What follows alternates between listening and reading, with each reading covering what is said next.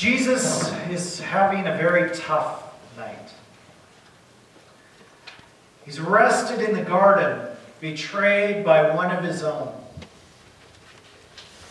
The Pharisees had planned on arresting him, putting him on trial, but they had planned on doing it after all the Passover was done. But Judas comes along and he hurries things along without even realizing that actually it was God's will that it be hurried along, so it all occurred during Passover. In the middle of the night, a trial occurs. A trial that actually is illegal because it was not supposed to occur this quickly.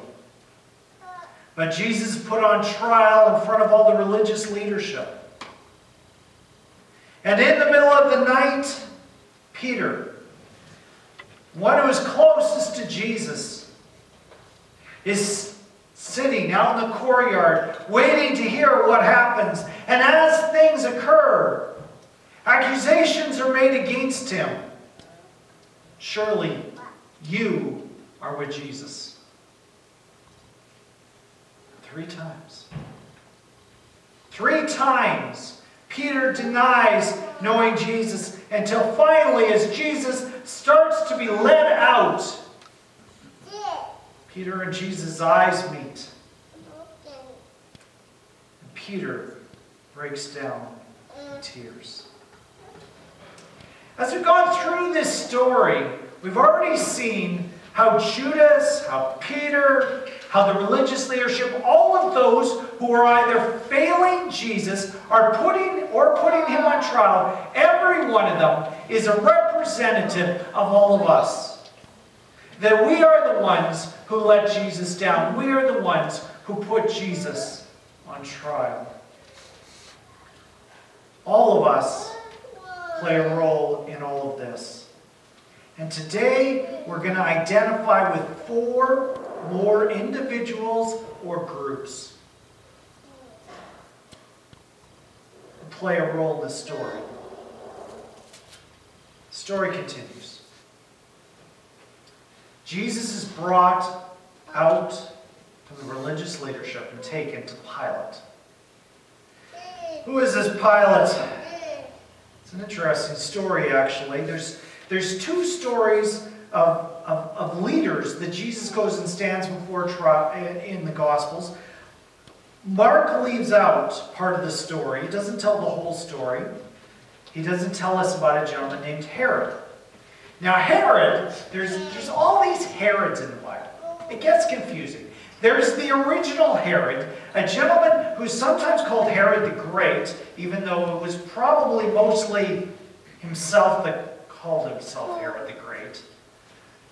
If you're king, sometimes you get to come up with your own name. He calls himself Herod the Great. He is a strong, powerful leader who comes into power several decades before Jesus is born. And we find him in Jesus' birth story. He's the one who the wise man come to visit, and he gets really mad. Decides he's going to kill Jesus. Jesus is forced to flee. And not long after Jesus flees to Egypt, Herod dies.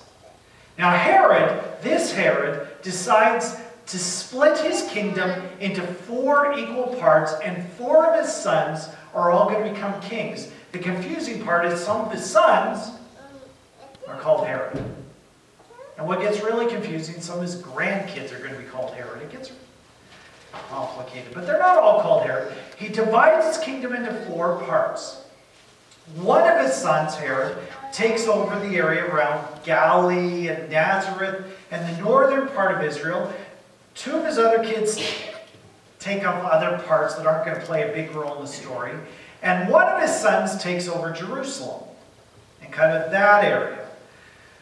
The problem is, the area around Jerusalem, when Jesus is young, decides to go into rebellion. Now, Herod is the king, but he's only kind of the king.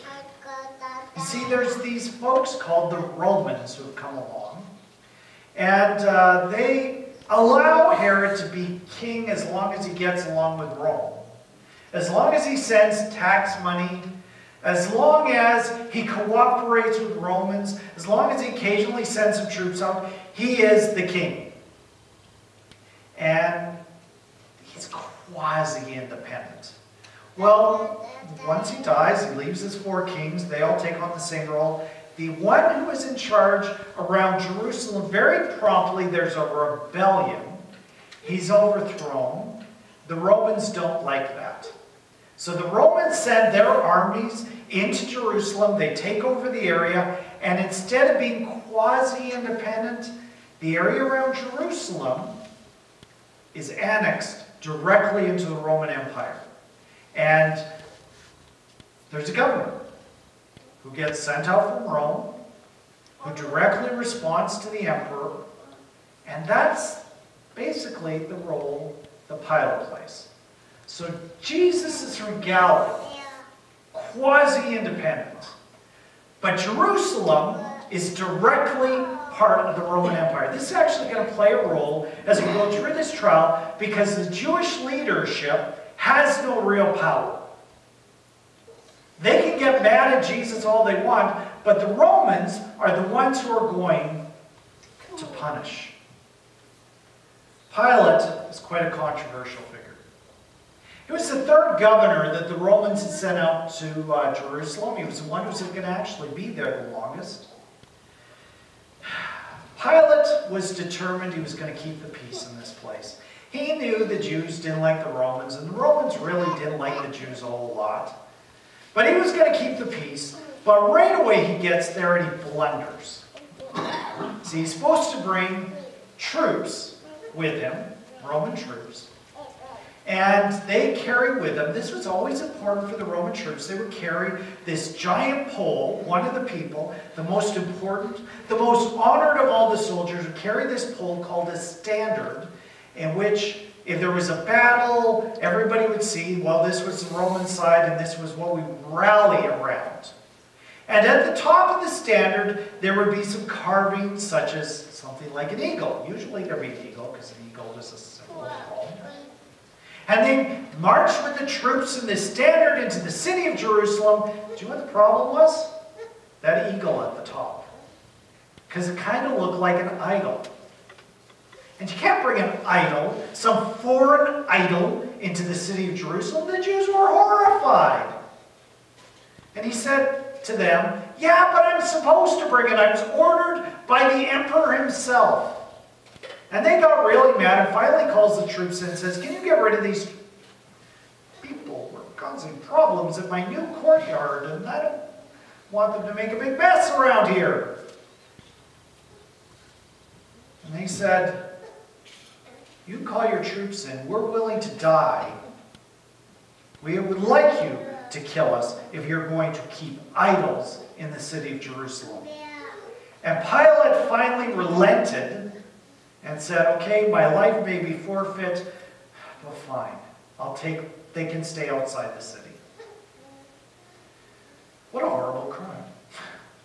He tried to do what he was supposed to do. He had another crime that he committed against the Jewish people. Jerusalem's kind of a desert city. What do you need if you're going to survive in the desert? Water. Right? So he got this bright idea. We should build an aqueduct and bring fresh, clean water to Jerusalem. Does that sound like a horrible idea? The Jews were sure horrified. Do you know why? He diverted tax money that they were using to build the temple. The temple was under construction at that time. He diverted some of the tax money to go towards bringing fresh, clean water. What a horrible guy. They were angry at him. Pilate has a job. He is to collect taxes. He's supposed to keep the boundaries secure so no foreign invaders come in. He's supposed to keep the peace, and where possible, amalgamate his subjects into the Roman Empire so that culturally and politically and economically, in all ways, they're Roman. He doesn't do a great job of this. Sometimes we think of Pilate as a stern figure, but you know what? Every time I run across Pilate, I come across thinking he's actually kind of a weak figure. He's always giving in to the Jews to try to keep the peace, and they're never satisfied. He's concerned with what's going on around him. We know some of the details of the trial of Jesus from the other Gospels. We know that there's some famous dialogue that goes on between Jesus and Pilate in which they talk about truth. And Pilate makes a famous statement, well, what is truth? Who can know truth? We know from the other Gospels that Pilate's wife has a dream and warns him, I have nothing to do with this man. We know from the other Gospels that at the end of the trial, Pilate, in his exasperation with the Jewish leadership, takes a bowl and he washes his hand and says, I wash my hands of this whole mess. We're going to mostly focus on what Mark has to say, and Mark's perspective. Are you the king? He says to Jesus. The New International Version that I read a few moments ago, Jesus answers in that translation, yes, it's as you say. If you've got another translation, you're going to find something that says a little bit different. And unfortunately, I don't think the New International Version translation quite hits it right. It's always hard to translate something from one language to another, from Greek, which the New Testament's written in, to English.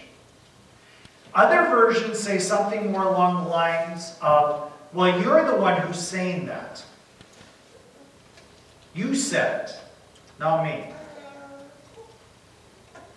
That's kind of more what he says. He basically is giving a non-committal answer. And Pilate is not satisfied with that. As they're starting to make their accusation against him, now you may recall the Jews are condemning him because he has said, I am the one who has the right to judge you, the people who are judging me. I have the right to judge you. But the accusation they bring to Pilate is more his idea is he's going to unite the Jewish people. Remember, I just said they've been split into these 4 kingdoms, particularly 2 that are important. They've been split. He's going to reunify them and bring them to independence, and possibly even to become a powerful empire that will challenge Rome. Does that sound like anything Jesus said? Jesus ever made that indication in his life? Not at all. So what's your reply to this, Jesus? And he doesn't reply. He's not worried. In the meantime, a crowd is gathering on the outside of the door. They know that Pilate has this habit of releasing prisoners, and they're agitating for the release of a man named Barabbas. And so Pilate, hearing this, says, okay, we have a guy here who claims to be king, and we have a murderer and an insurrectionist. Which one should I release? I mean, the Jewish law is really big on murder. That's a big no-no. Claiming to be this king of truth, not so much a big deal. Pilate is stunned when the Pharisees and this crowd that's gathered pick the murderer to go free.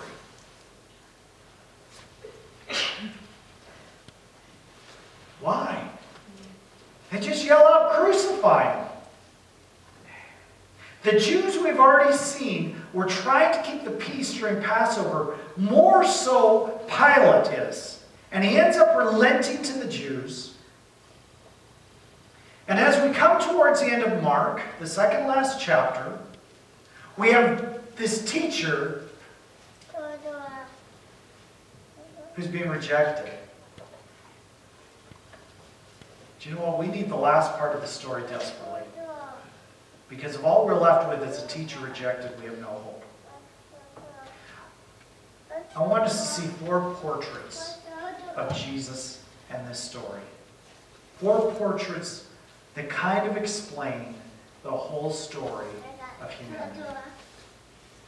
The first picture is Pilate, a picture of humanity trapped. Why is Pilate releasing a prisoner at all? This doesn't sound very just, does it? Why would he convict an innocent man? Why would he allow for a known murderer to walk free? Why ignore good advice from his wife? He is going against everything that he knows to be right. And I'm going to tell you why. It is because he is trapped. He's trapped. At least he feels trapped. You ever felt trapped in a situation? He's been charged from Rome, keep the peace. Collect taxes. Protect the borders. Amalgamate the people. And do you know what? In his charge from Rome, he knows there is a high reward for success and a dear price for failure. He has got a desperate desire to succeed. And he's giving up what he believes in for the right to impress the religious leaders and keep the peace. He wants people to think good of him. He wants to succeed and move forward in his career. And he wants to keep his ethics. The only problem is he can't do all 3. Something's going to have to give. Something's going to have to go.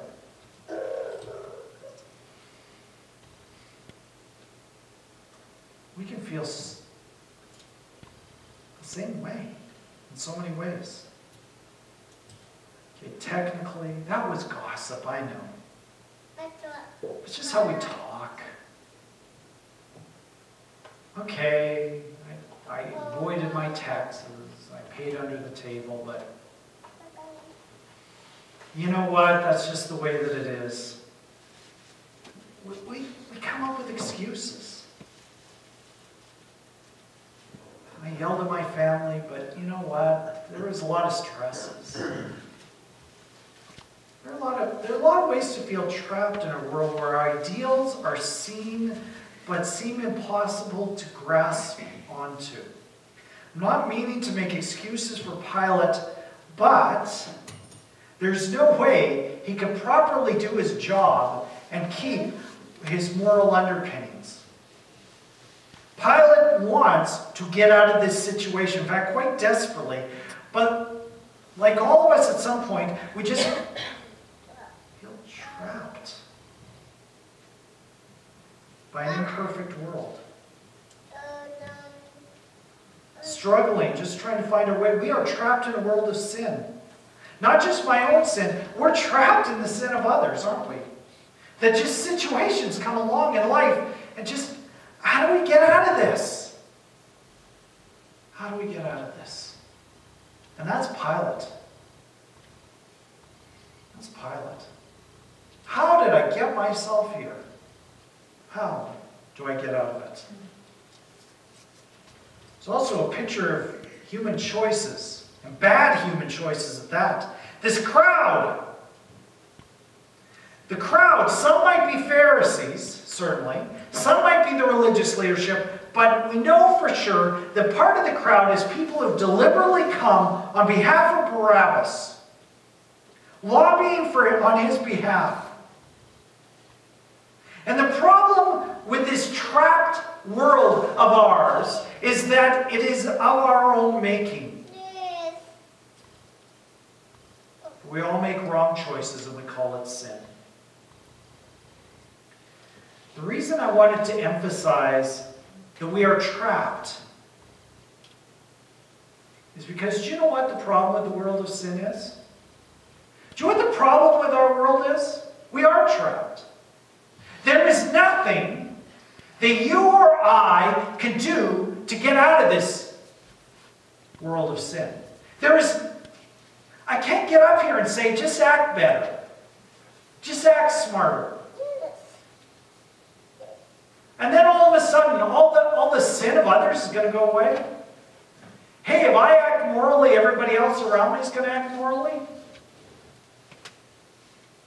If I act smarter, just all my problems are going to be gone.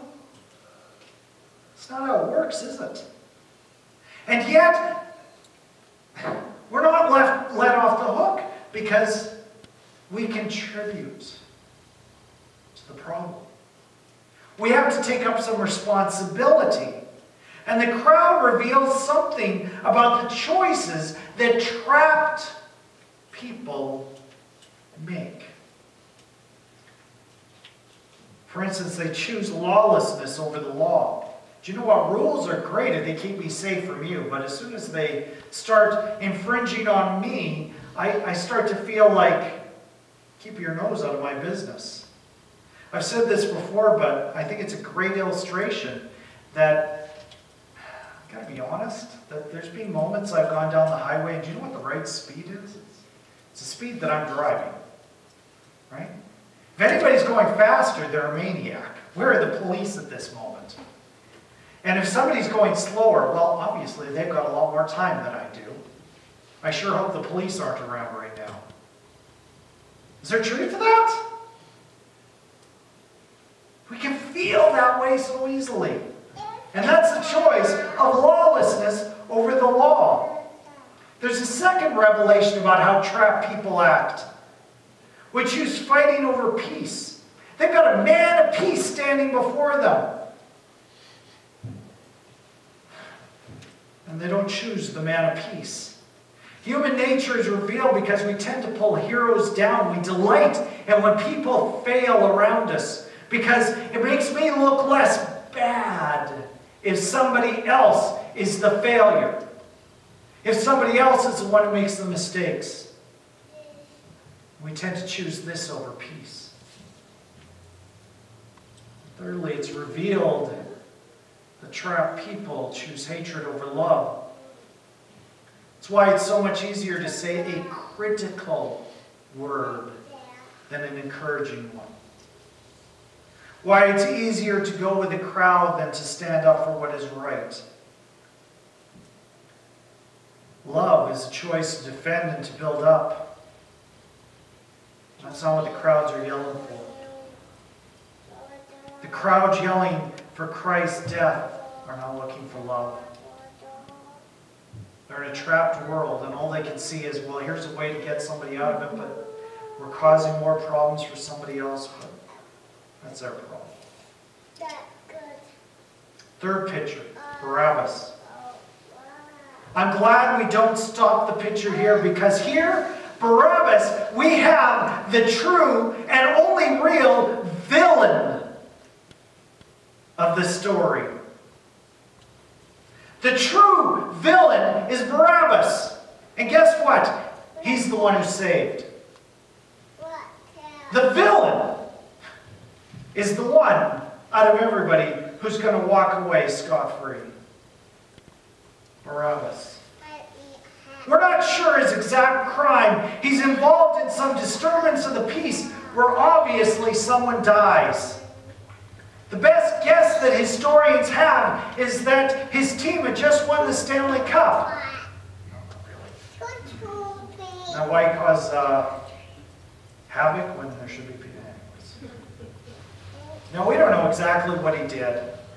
Some parts of the accusation almost make it sound like he's rising up against Rome. Do you know what? If he was rising up against Rome and trying to cause some problems for Rome, I don't think he would have ever made it to trial.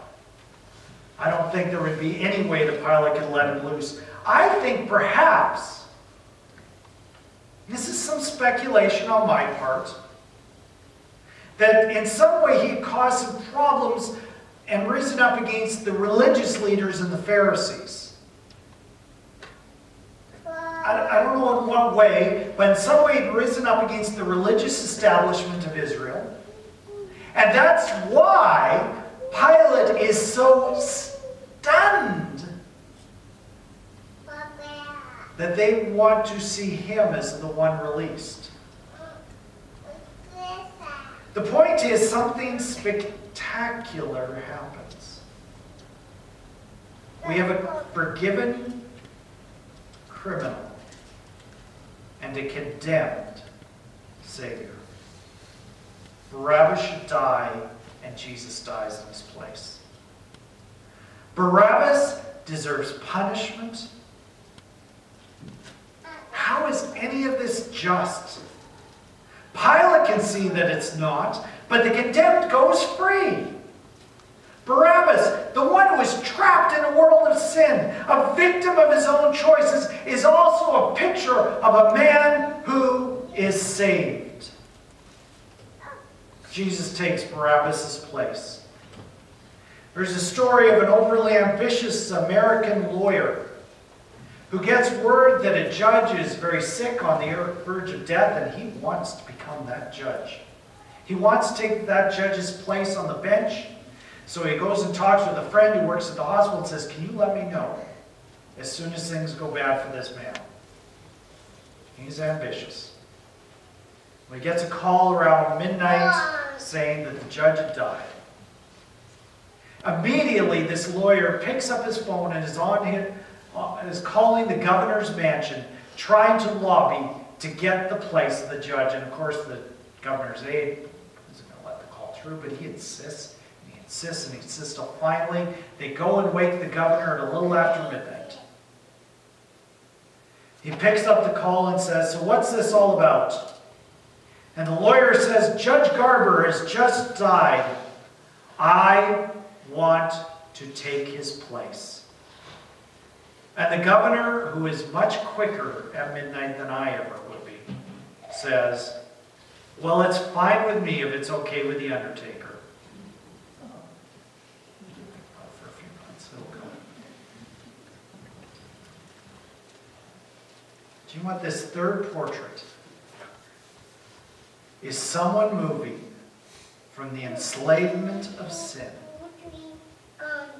who is moving from fear, who is moving from anger, who is moving from our own position. From a portrait of somebody who made a tragic decision that led to horrible consequences, and to now a portrait of one who has been saved from the consequence of their choice. Why? Because an innocent one will die in their place. We can all identify with the characters of this story. Being felt trapped in a situation? Ever made a bad choice? You know what it is to have a Savior take your place? One more portrait, though. And we may not always believe we can identify with this one, but boy, we can. It's Jesus, the picture of peace. How is it that there's only one person in this story who's not worked up into a frenzy?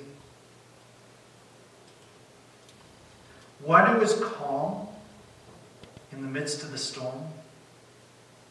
You know, it can be very hard to relate to this picture of one who's able to keep his mouth closed when opening it will do absolutely no good. Of one who can fall into the wrath of other people without falling into self-pity. Of one who lives just to get the job that God wants him to do done. Who will face whatever is thrown at him without being distracted from the right. Jesus. Now you may say right away, "Hey, that's nice, Pastor, but he was God." He's also somebody who just a couple hours earlier had blood dripping off of his body. Who was begging the Father, "If there's any way, take this cup from me."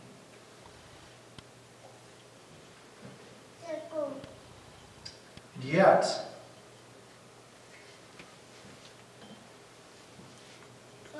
at this moment, we've got crowds in a frenzy. We've got Barabbas who's panicking probably. We got Pilate who's feeling trapped. We've got religious leaders who are angry. And now we have Jesus standing there accepting the Father's will. And he becomes the picture of us. He knew the weight of hatred that was on his shoulders. And yet he learned to look at his Father in heaven. And because he knew his Father in heaven, he knew hope.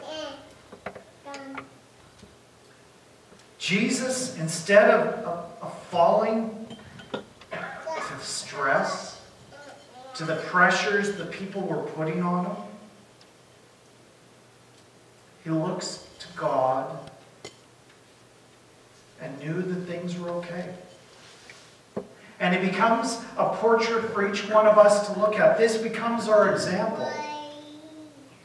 He knew the goodness and love of God.